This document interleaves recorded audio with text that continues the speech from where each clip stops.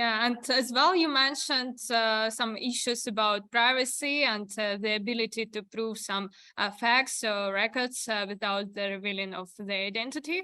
And recently, you as well co-authored with Glenn Vale a paper on Soulbound tokens. So can you tell more about this idea? Sure. So the idea of soulbound tokens is to basically have a kind of token that cannot be traded or cannot be transferred to someone else. And the reason why this might be useful is because you might want to have tokens that like actually prove things about yourself, right? So a token that proves that you attended some event, a token that proves that like you demonstrated that you know some skill, that you have some reputation, proof of humanity, just a token that proves that you are a unique human. And if all of these tokens become transferable, then they stop actually having those properties, right? Because if the tokens are transferable, then the tokens don't actually represent that you attended some events. The tokens just represent that you might have bought the token from someone else who attended the same event many times, right? And I think there's a lot of value in these soulbound non-transferable tokens for many kinds of more advanced applications, right? So like governance, I think, is a good example, right? I mean, to take like a very extreme example that I think should like illustrate why the point is important, right? Like if you look at Ukraine DAO, one of the things that Alona from Ukraine DAO was passionate about is that Ukraine DAO does not have a governance token, right? And it has people who govern it, and they're very open to expanding that governance so that it includes more people, but like they don't want the DAO to be controlled by a token. And I mean, one of the reasons why I think was just because they did not want speculation to distract from the mission. But another important thing was that they like for something like Ukraine DAO, you want to be very sure that the people governing the DAO are aligned with the mission, right? And if you have a governance token, then like the people who buy that token, they might not necessarily be aligned with the mission. They might just be speculators. They might be, even people willing to just like vote for whoever pays them the most money to vote. There might even be people with objectives that go against the mission, right? Like, what if Ukraine DAO launches a governance token and then, 2 months later, like 40% of the shares quietly get bought up by the Kremlin, right? So like that's like the most extreme example, but I think every DAO and every project does have this kind of alignment issue. And you want governance to be done by people who are aligned with the project. You want governance to be done by people who have the information that they need to make good decisions. And you want if it's a DAO, you want the governance to actually be distributed, right? So in one of my recent blog posts, like one of the examples that I used was Kleros, right? It's this decentralized court on Ethereum. And there were people who were expressing these concerns about fairness inside of Kleros, basically because there was this analysis that showed that maybe there was one person who controlled 25% of the tokens in one court, and maybe that one person was like intentionally trying to kind of push toward a particular outcome that they wanted, and maybe there are even conspiracies that the person owned shares in a project that they were trying to favor. Now, it's hard to tell like out of these conspiracies like what's true and what's false, but the problem is like when one person can have 25% of an entire court, then and when the court is also run by incentives where everyone is basically has an incentive to give the same opinion as the majority, then like it's just very difficult for the court to like actually be credibly fair and credibly neutral. So that's one of the ideas that I suggested there is like, well, maybe decentralized courts should not be run by governance tokens. They should be run by governance where you actually use, some proof of humanity system to prove that there's like actually different people or like some minimum number of different people in each court.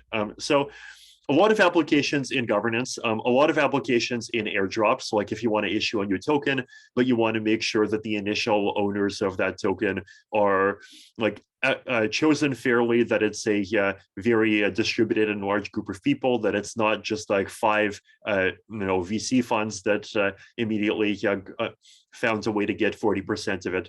And for all of these things, having these non-transferable tokens, so soulbound tokens, other kinds of reputation systems is something that could be very valuable.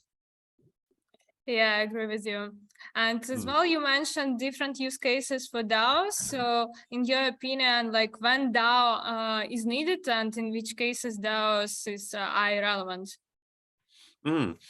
So I think there's a couple of different cases where DAOs can be useful, right? So one of them is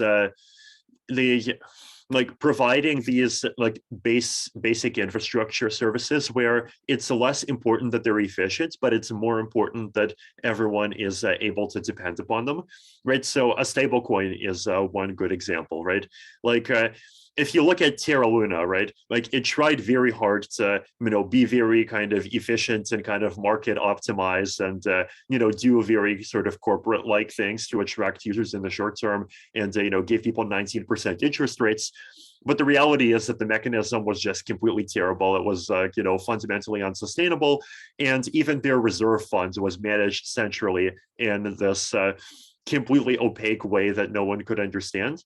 And the result of it is that Terra Luna just broke and it lost a lot of people money, right? But on the other hand, if you look at something like Rai, which is trying very hard to be a stablecoin that has very minimal governance. So no real world assets, just ETH collateral. The only thing that governance is doing is governance is running an oracle, right? And to provide information about what the price of a dollar is. So it's just trying to be trustworthy, trying to be credible, and that's the only purpose.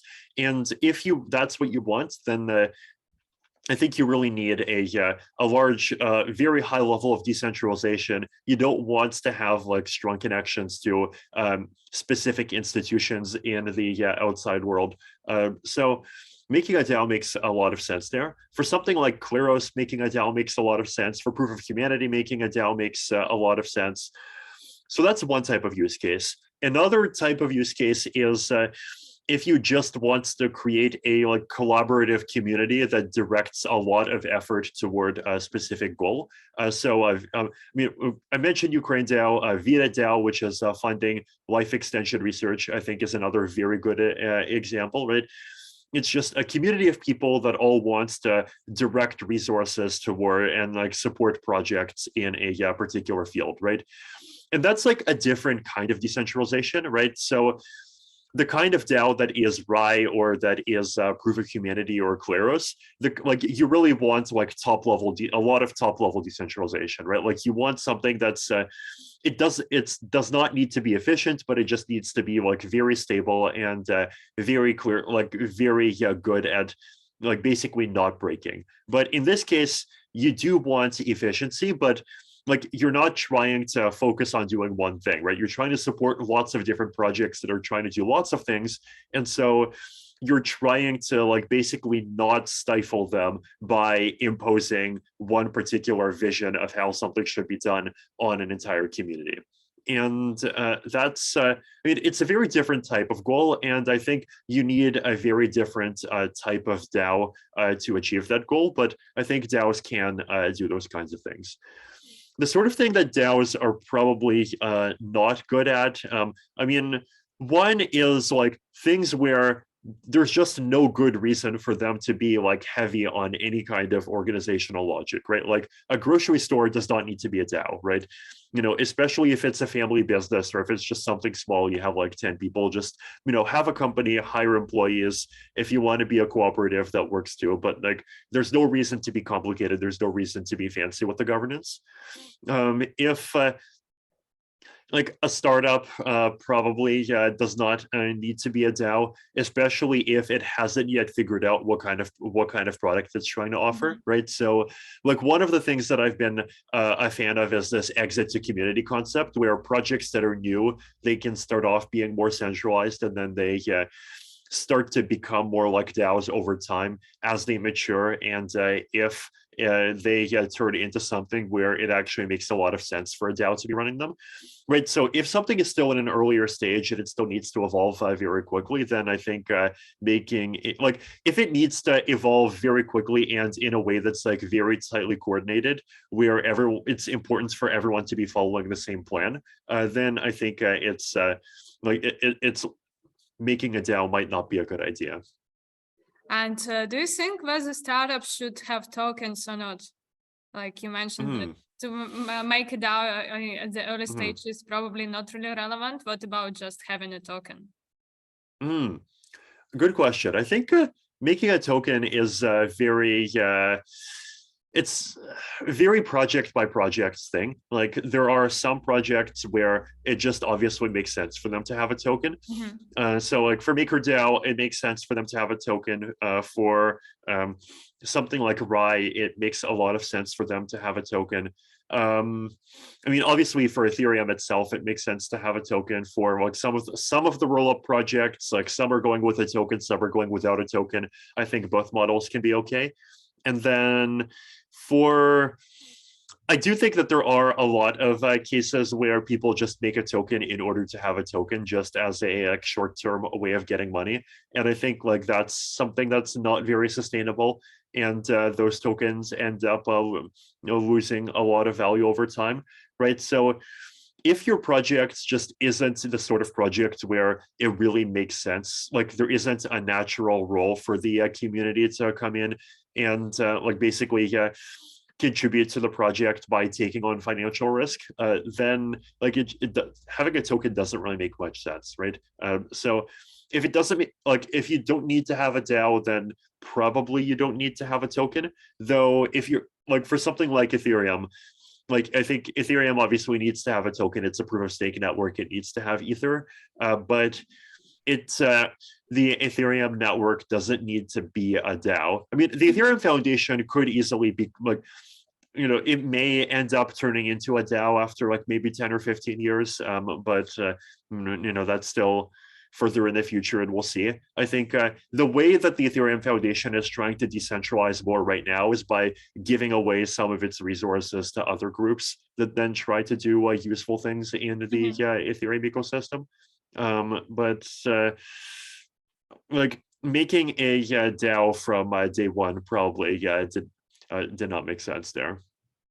And you mentioned different Ethereum ecosystem projects, and so many projects use Ethereum or built on Ethereum. In your opinion, what are the best examples of those projects? Best projects that are using and building on Ethereum.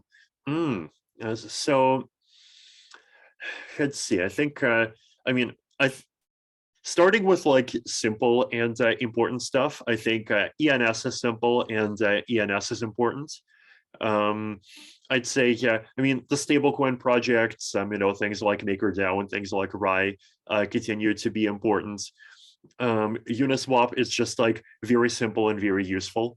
I think it's a great example of an Ethereum project in that sense. Proof of Humanity, I've always been a fan of. It was like, it's one of the projects that's like one of the first projects that was doing something that's kind of like a Soulbound token. So I think it provides something useful that a lot of other applications need, that a lot of other applications just don't have yet. I mean, Pope, the proof of attendance protocol, is another great example there. Obviously, all of the Ethereum scaling projects, I think, are very important and continue to be important. The Ethereum wallet teams, I think Ethereum ecosystem definitely really needs more wallets, and just all of the existing ones, they're doing a great job of just trying to make the blockchain, you know, easier to use. And some of them are starting to incorporate more features. So like Argent is adding more and more social recovery like stuff, and they're supporting layer 2. So trying to be really useful for things like payments and just as an Ethereum wallet in general. I think I mean, Status continues to be a good project. It's it's like a mobile Ethereum wallet that's also a fully decentralized chat application. So I thought that's valuable. Sign in with Ethereum. It's this project that other like websites can integrate so that you can use your Ethereum accounts to sign into things the same way that you're able to use like a Google account or a Facebook account to sign into things. And then just like a lot of different little things. I mean, Gitcoin I've been a fan of, and Gitcoin quadratic funding and Gitcoin grants, and now Gitcoin passport, and all of these things. There's just like this big long list of projects that are important to the ecosystem, and starting to be more and more important to users in a lot of ways. Yeah, thanks for sharing some projects with us. And as well, what are the topics which excite you? I know you have been investing as well into some longevity startups. You are interested as well in AI. Particularly, wanted to ask you, like you some time ago in June tweeted that AI may be even more dangerous than Third World War. Why do you think so? Yeah, sure. I mean, I think there's a lot of like really powerful and really important technologies that are people are working on. I mean, the progress on longevity the last decade has been great, and there's a lot of people starting to really understand better why aging happens and what kinds of treatments can slow it down.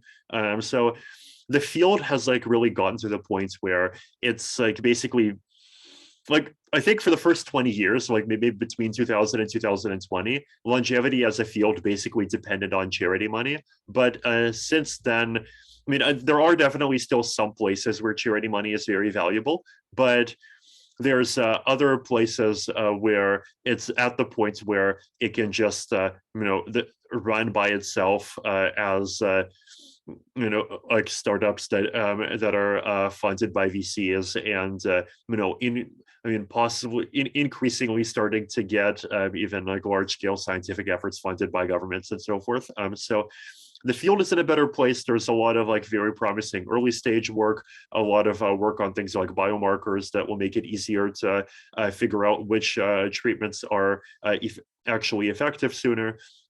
So a lot of progress there. AI is interesting because AI is like clearly very powerful, and it's doing. I think everyone's excited about things like stable diffusion, and I think stable diffusion is really great, and it's just amazing to see the progress that it's making. Things like self-driving cars, could be very amazing if they happen.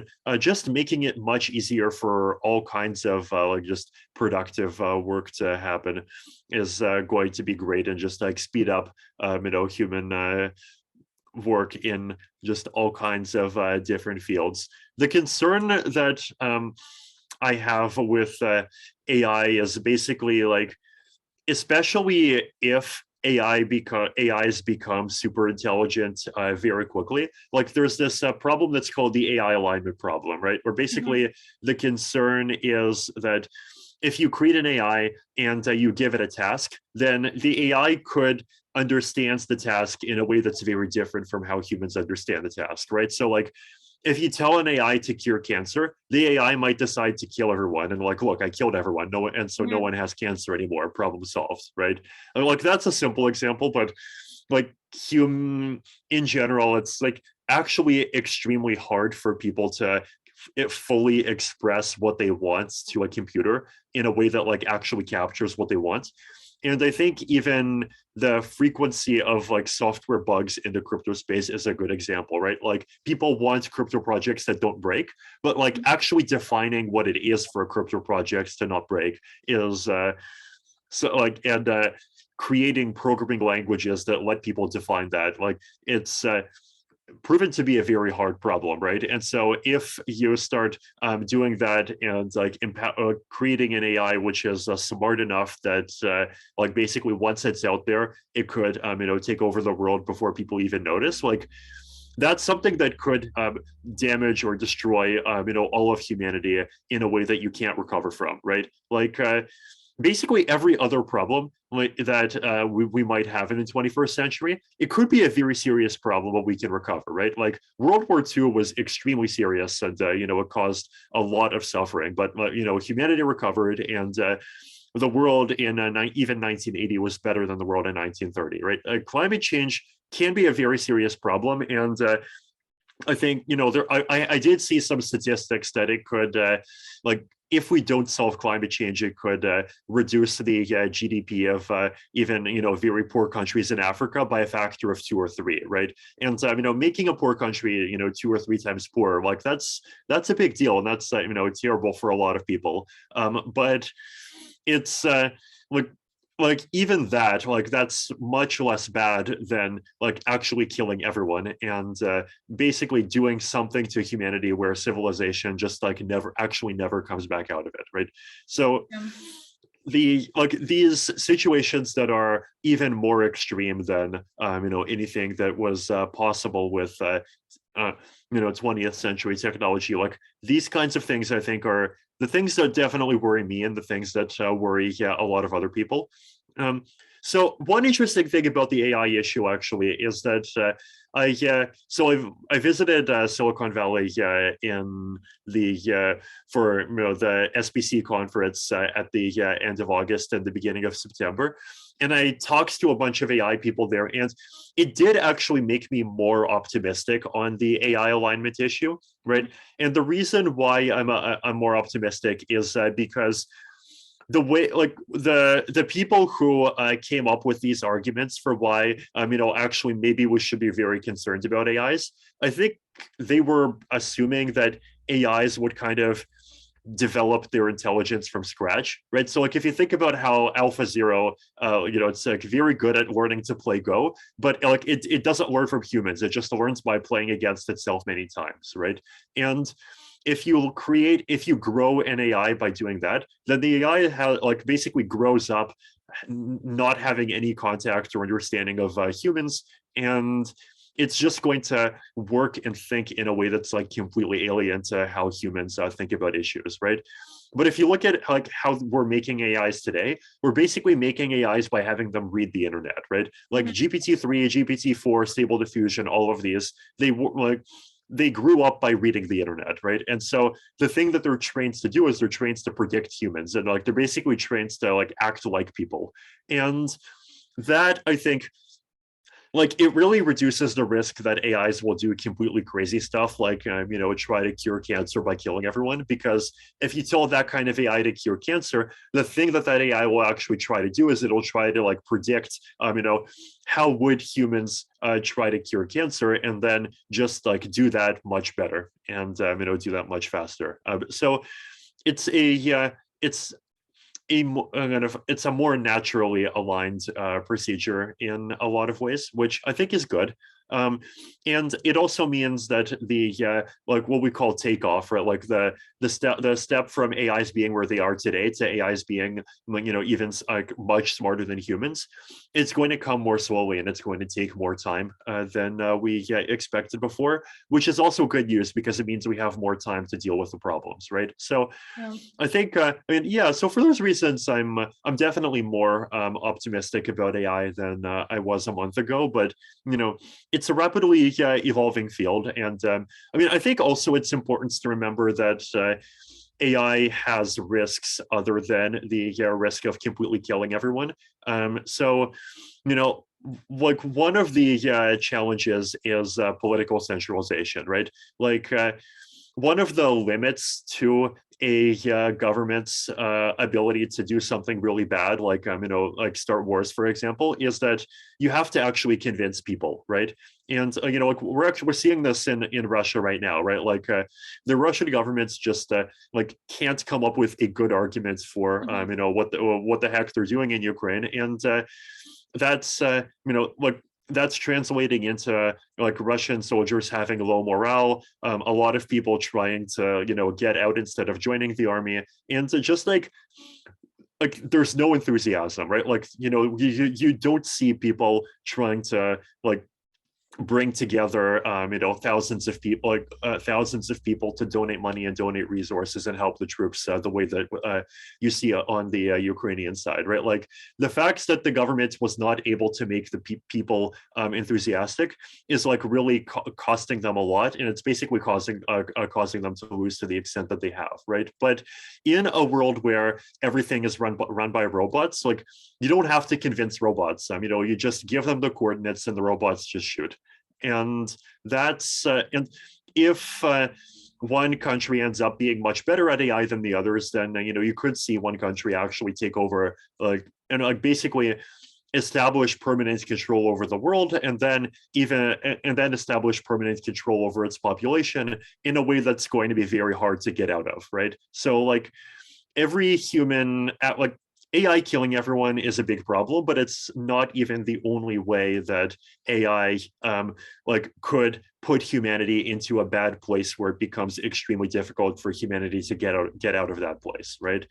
So I think AI, there's a huge amount of promise in the technology, but there are also all of these there definitely are ways that it can go wrong, and like part of me definitely is concerned by that AI implemented in some ways can be this like very this pro centralization technology that's pro centralization in the wrong ways, and that's one of the so I think having AI efforts that try to be more decentralized is one thing that I think can be very good, and I think even just blockchains themselves as a technology to try to kind of counterbalance these pressures and try to both like help people kind of resist and get out of either get out of and hope and even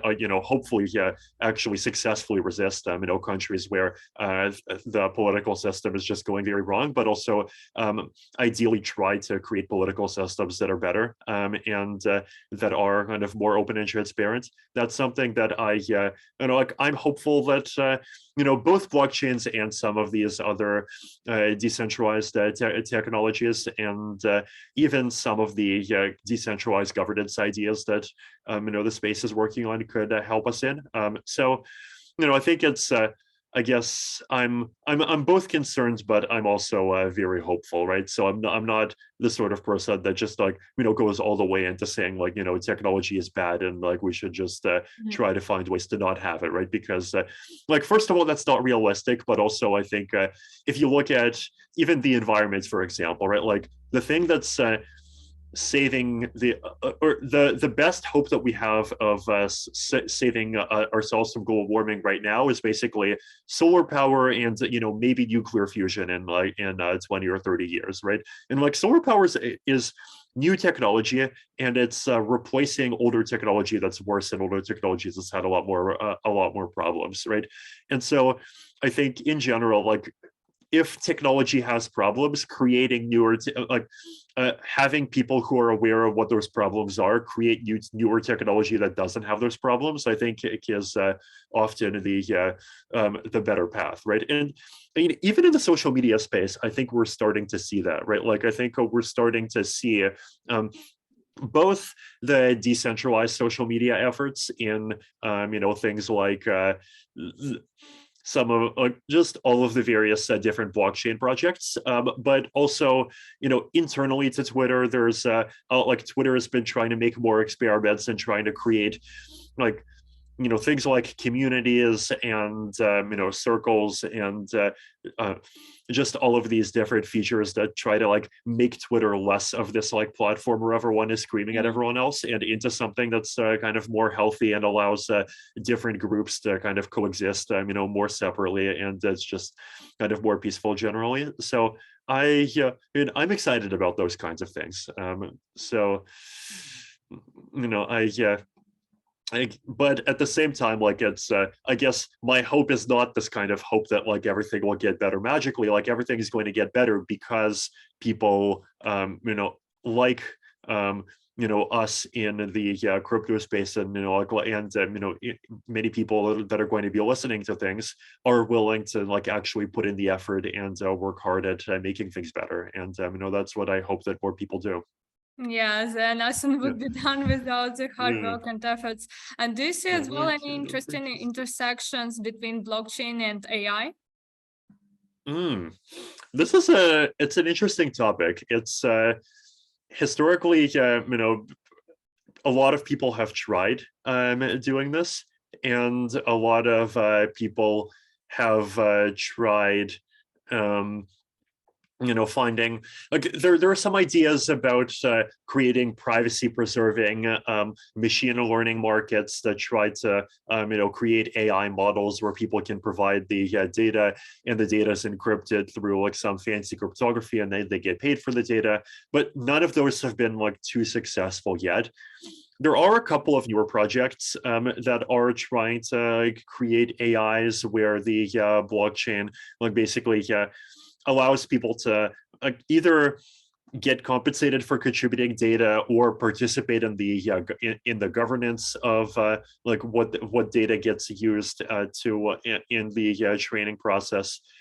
So some of them are still pretty early stage. Like I think even people, I heard people at Near had some ideas like that. I know of a project that's trying to do things like that on top of Ethereum. So just lots of different good ideas. I, I think it's still early, but I definitely think it's important to start thinking about the intersection of blockchains and AI, right? Because especially if what the Silicon Valley people are saying is true, and AI is going to be this very big thing that completely changes how everything works over the next 20 years, then like every other field is going to be an intersection between that field and AI. And well, I think every field is going to be an intersection between that field and many other fields, right? Like we're already seeing the intersection of blockchains and like traditional politics and economics. We're starting to the intersection of blockchains and cryptography happened a long time. The intersection of AI and blockchains is going to happen. The intersection of AI and biology is going to happen. So I think it's very important for us to have these people that are in multiple camps so that they can see these connections and start working on them early. Yeah, it's the same like everybody said that everything will be on blockchain and etc. Yeah. Yeah, Yeah. no, I think lots of things will be on blockchains. I mean, lots of things will be using AIs. I think I think the important stuff in the future is going to be using lots of technologies. That's so we just have to understand better, what the intersection is going to look like. Yeah, that's true. And you have such strong political views and political position, and like you show big interest to politics. So have you ever thought about becoming maybe to get a position in the government or become ambassador of any country or something like that?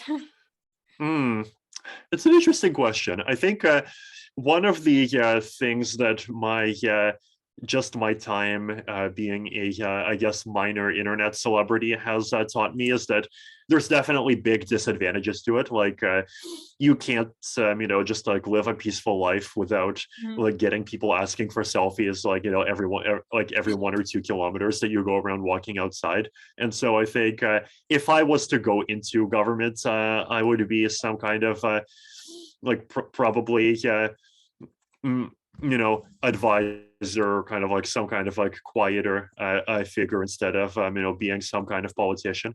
Like I think actually the being a politician thing, I think might not be very suited to me in a lot of ways. The I don't know. I mean, I feel like in general, like I work better at like the level of ideas instead of the level of like figuring out which group of people to appeal to and which group of people to like convince to become an ally of which other group of people. And I think I mean, some of the like political topics that I have would have expressed views strongly on. I've just felt that I have to, because these are just things that are really important, and they're going to decide whether the future that not even any one country, but the entire world is going to get into over the next few years is going to be a good one, or some kind of very dangerous one where people bad governments just feel entitled to whether become very oppressive or invade people or whatever else. But it's like it's definitely not something that comes very naturally to me, and like I definitely feel more natural just like talking about like soulbound tokens or zero knowledge proofs or Harbinger taxes or whatever else as ideas. And I mean, I think obviously the world does need both kinds of people, but yeah, I know if I was to get into that stuff, I think like the biggest question is like, in what role would I like both actually be able to like do it and not go crazy in 1 year, but also like like actually be able to be the most useful. So yeah, I don't know.